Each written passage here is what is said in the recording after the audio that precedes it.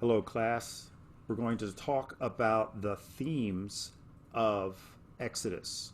And so let's begin. Let me pull up the PowerPoint for you and check this out.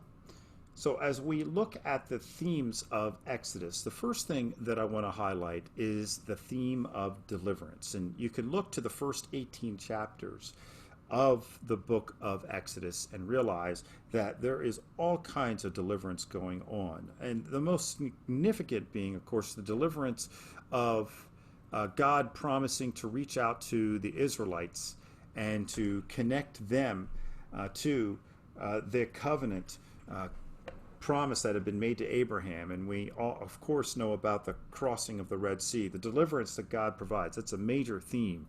But of course, it's rooted in the fact of the covenant, and that is the focus of chapters 19 through 40. And any number of things about the covenant need to be highlighted. Remember, Mount Sinai is a crucial place where the covenant is reviewed by God. It's built upon the patriarchal covenant, the promise that was made to Abraham, Isaac, and Jacob. The covenant at Sinai is connected, the promise of God there in giving the Ten Commandments to deliver his people is connected with what God was already beginning to do through Abraham and through Isaac and Jacob.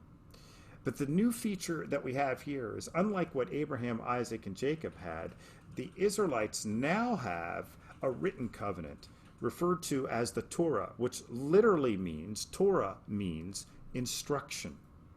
Now, what was God instructing them in? It was an instruction in how to live for him. That's what Torah was about. That's what the Ten Commandments were all about. So the Ten Commandments are part of the Torah, plus there are other instructions that you saw there in chapters 20 through 23.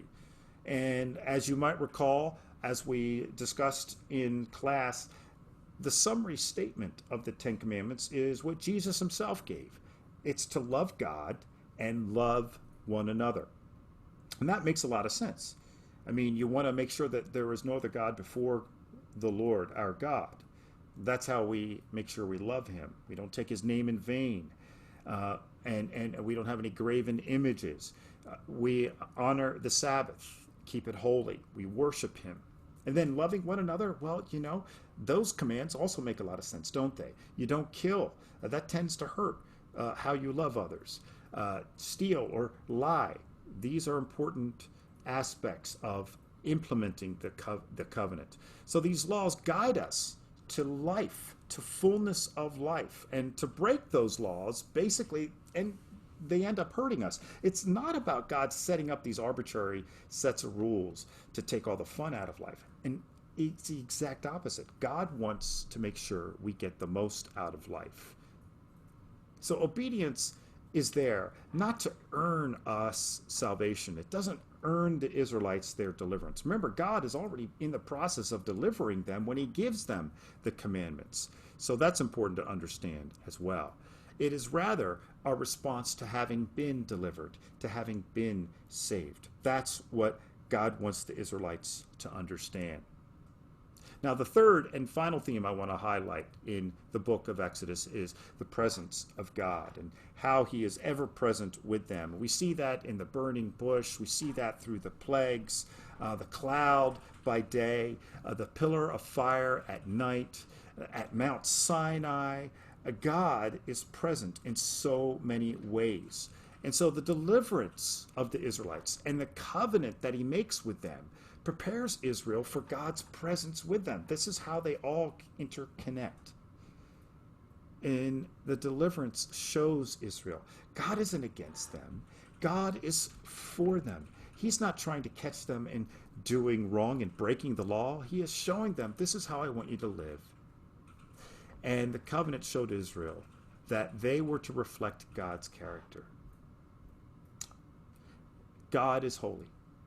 And the behavior that the Ten Commandments evokes is holiness, holy behavior, and it reflects the character of God. And it enables them to be in relationship, to be in communion with God. Because God can't abide sin. What does sin do? It separates us from God. It separates us from ourselves. It's a dangerous thing. And so then we see that God's presence is found not only in the covenant here in terms of the Ten Commandments, but even in the tabernacle, being right in their midst, while God makes his dwelling in their midst, literally and figuratively. God comes to them. Now, here's the deal I want you to understand. The events of the Exodus and the events at Mount Sinai are so important to the Old Testament. In fact, here's the thing I want you to get. They're as central to the Old Testament as the cross is to the New Testament. The Exodus events, think especially of the Passover. In fact, it's the Passover meal that Jesus himself is practicing when he institutes communion, which is pointing us to what? To the cross. So remember that as you think through these themes of the book of Exodus.